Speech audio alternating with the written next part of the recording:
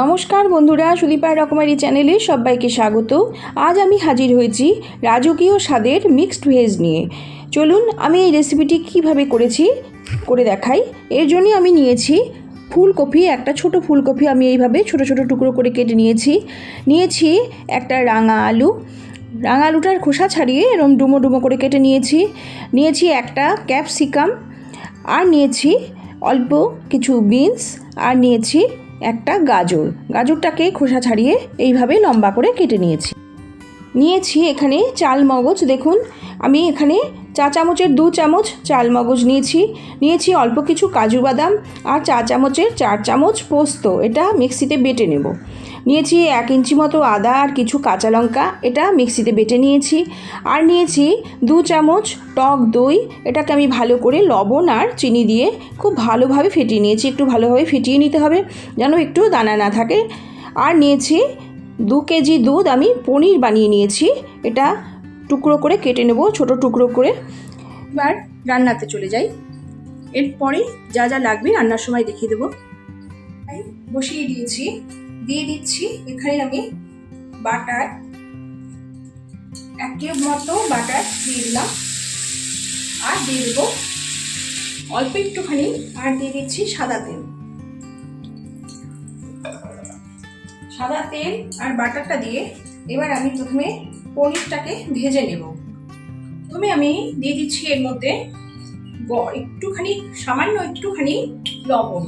এতে লবণটা পনিরের মধ্যে সুন্দর ঢুকে যাবে আর পনিরটা তেলের কড়াইতে লেগে যাবে না। দিয়ে দিলাম। এবার দিয়ে দিচ্ছি পনিরগুলোকে ভেজে নেব। পনিরটা ভেজে নেওয়া হয়ে গেছে, দেখুন। এবার তুলে নিচ্ছি।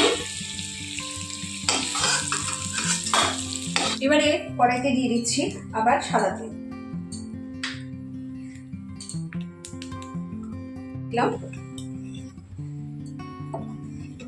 আপনারা ইচ্ছে করলে এটার মধ্যে আর অল্প একটু ঘি মিশিয়েও করতে পারেন। তেলটা গরম হয়ে গেছে। প্রথমে আমি এখানে এবারে দিয়ে দিচ্ছি গাজরগুলো,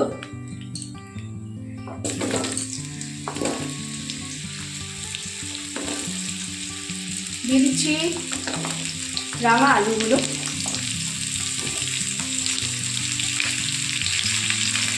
ফুলকপিগুলো দিলাম, আর বিনসটা দিয়ে দিলাম। ক্যাপসিকামটা আমি একটু পরে দেব।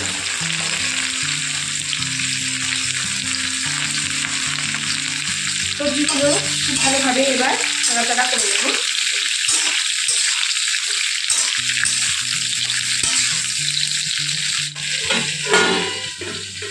একটু সময়ের জন্য ঢেকে দিয়ে আমি আসছি। 3 মিনিট বাদে এলাম। একটু ভাজা হয়ে গেছে সবজিগুলো। এবার আমি এর মধ্যে দিয়ে দিচ্ছি ক্যাপসিকামটা আমি ইচ্ছে করে পরে দিলাম।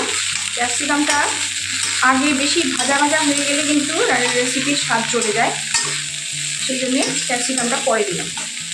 আর একটু সময় ঢেকে দেব। চলে এলাম, ঢাকনা খুলে নিচ্ছি। দেখুন ভাজা হয়ে গেছে, আর থাকবো না। এবার সবজিগুলোকে আমি নামিয়ে নেব কড়াই থেকে। এবার ওই কড়াইতেই দিয়ে দিচ্ছি সাদা তেল।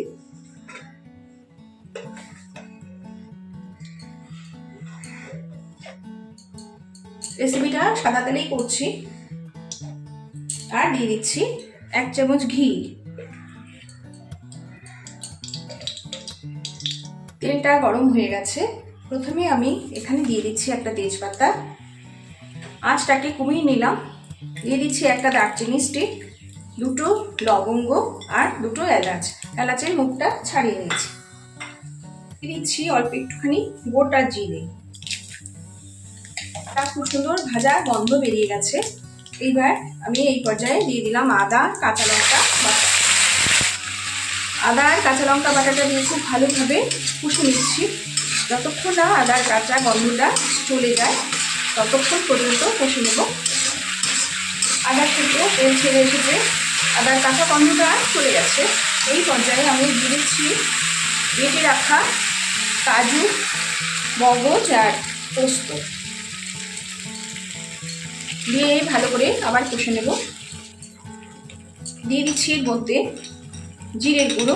খুব বেশি জিরের গুঁড়ো বা ধনের গুঁড়ো আমি এখানে ব্যবহার করব না, অল্প দেব, খুবই অল্প। দেখলেন কতটুকু দিলাম, হাফ চামচেরও কম জিরের গুঁড়ো দিলাম আর হাফ চামচেরও কম ধনের গুঁড়ো দিলাম, কাশ্মীরি লঙ্কার গুঁড়ো।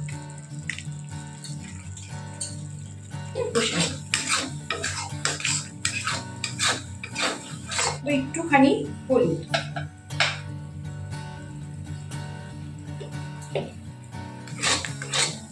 যতক্ষণ না তেল ছেড়ে আসে ততক্ষণ পর্যন্ত কষে নিচ্ছি। খুব ভালোভাবে মশলাটাকে কষাতে হবে।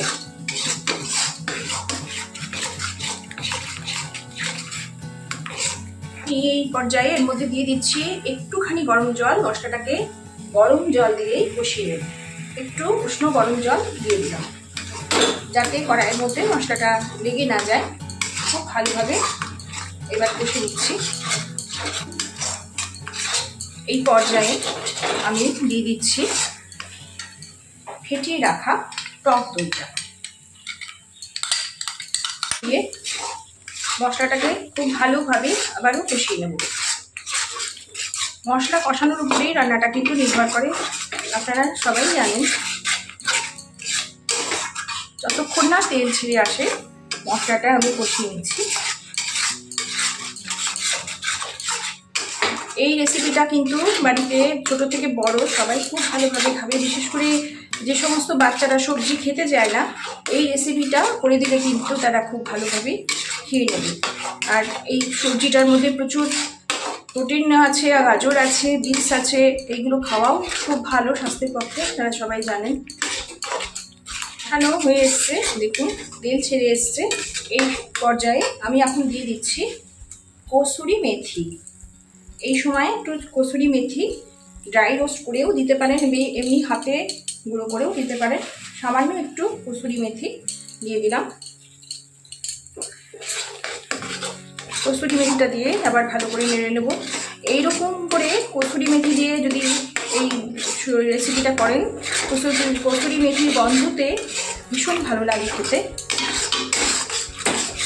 আবারও আমি এই মশলার মধ্যে সামান্য একটু গরম জল দিয়ে দিলাম। এইভাবে মশলায় গরম জল দিয়ে দিয়ে মশলাটা কষালে কিন্তু রান্নার স্বাদ দুর্দান্ত হয়। আপনারা এইভাবেই কষিয়ে নেবেন। একটু অল্প করে গরম জল দিয়ে দিয়ে মশলাটা খুব ভালোভাবে কষিয়ে নেবেন। যেহেতু এর মধ্যে কাজু বাদাম বাটা আছে, দই আছে, সেজন্যে গ্যাসের আঁচটা কিন্তু কমিয়ে এইভাবেই কষাতে হবে। দিচ্ছি সবজিগুলো, সব নাড়াচাড়া করে নেব, ভালো করে মিশিয়ে নেব মশলার সাথে। এই পর্যায়ে আমি দিয়ে দিচ্ছি লবণ, পরিমাণ মতো লবণটা দিয়ে দিলাম। দিয়ে দিচ্ছি এর মধ্যে আর একটু গরম জল। গরম জলটা দিয়ে আমি মশলার সাথে আবারও সবজিটা আর অল্প একটুখানি দিয়ে কষিয়ে নিচ্ছি ভালোভাবে।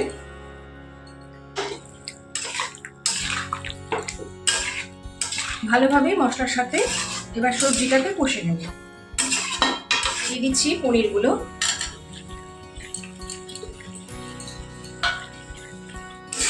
সবকিছু আবার ভালো করে মিশিয়ে নিলাম।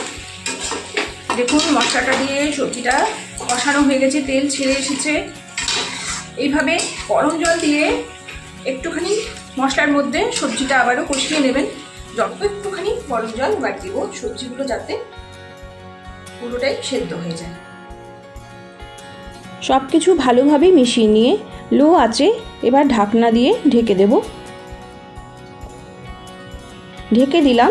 5 মিনিট বাদে ফিরে আসব। 5 মিনিট বাদে ফিরে এলাম। দেখুন রেসিপিটি আমার সম্পূর্ণ রেডি হয়ে গেছে। এই পর্যায়ে আমি দিয়ে দিলাম অল্প একটু গরম মশলার গুঁড়ো আর দিয়ে দিচ্ছি সামান্য চিনি। চিনিটা আপত্তি থাকলে আপনারা স্কিপ করে যাবেন, আমি একটুখানি দিলাম স্বাদের জন্যে।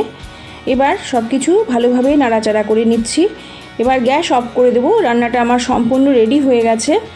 গ্যাস অফ করে আমি রেস্টে রেখে দেবো কিছুক্ষণ, তারপর আমি আবার ফিরে আসছি। গ্যাস অফ করে একটু সময়ের জন্য রেস্টে রেখে 5 মিনিট বাদে ফিরে আসছি। 5 মিনিট বাদে চলে এলাম। দেখুন কি সুন্দর দেখতে হয়েছে, অসম্ভব টেস্টি এই রাজকীয় স্বাদের মিক্সড ভেজ। আপনারা অবশ্যই করে খেয়ে দেখবেন। যেসব বাচ্চারা বাড়িতে সবজি খেতে চায় না, তাদের এইভাবে করে দিলে তারা কিন্তু অবশ্যই খাবে। অনুষ্ঠান বাড়ির মতো এইভাবে রাজকীয় স্বাদের মিক্সড ভেজ আপনারা খেয়ে আমাকে জানিয়ে যাবেন কেমন লাগলো। আমার এই রেসিপির সাথে এতক্ষণ ধরে যারা জুড়ে রয়েছেন তাদের জানাই অসংখ্য ধন্যবাদ, শুভকামনা, ভালোবাসা। আমি আবার একটি নতুন রেসিপি নিয়ে চলে আসব। নমস্কার।